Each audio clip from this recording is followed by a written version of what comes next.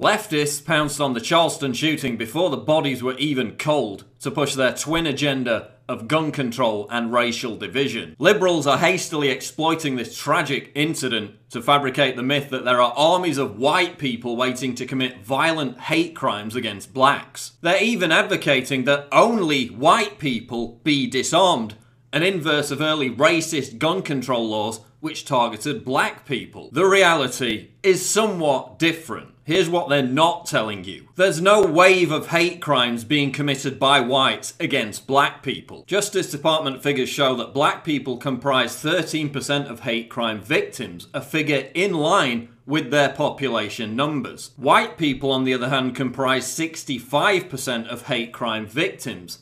And from 2003 to 2006, black people comprised just 7% of hate crime victims. Black people are responsible for half of all homicides within the United States, despite making up only 13% of the population. Department of Justice statistics show that between 1980 and 2008, blacks committed 52% of homicides compared to 45% of homicides committed by whites. There's clearly a problem of violent criminality within the black community, but hardly anyone is talking about it. Despite being outnumbered by whites 5-1, blacks commit 8 times more crimes against whites than vice versa, according to FBI statistics. A black male is 40 times more likely to assault a white person than the reverse. Incidents involving hate crimes, including murders, where the perpetrator is black and the victim is white, are almost universally ignored by the mainstream media. For years, the phenomenon of overwhelmingly black people randomly attacking white people on the street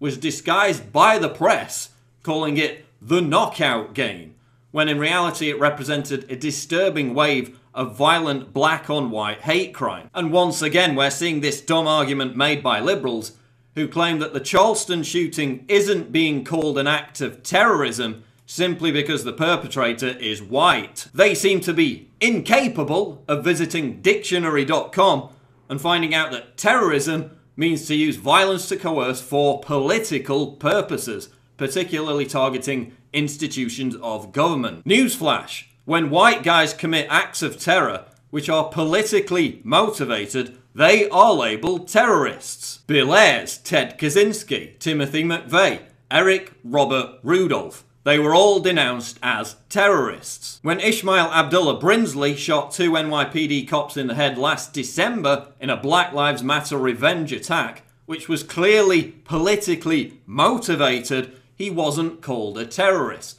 So by that benchmark, neither should the Charleston shooter. Many on the left even demanded that the Germanwings suicide pilot be labelled a terrorist simply because he was white, when that incident had zero political motivation whatsoever. Same thing with the Chapel Hill shooting. Just like the NYPD shooting, racial division, fueled by the Black Lives Matter movement, in coordination with the Obama Justice Department on one side, and white supremacists on the other side who hide behind racism to ignore the very real problem of police brutality, meant that the Charleston shooting was all too predictable. Should law-abiding blacks be made to feel guilty for disproportionately high black homicide rates?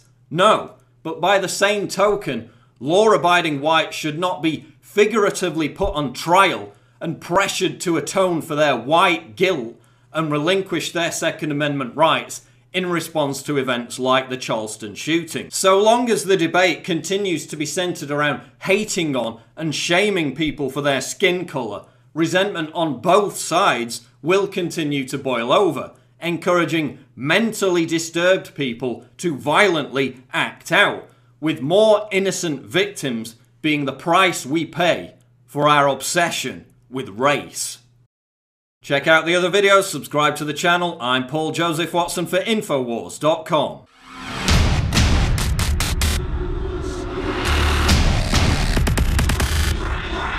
What?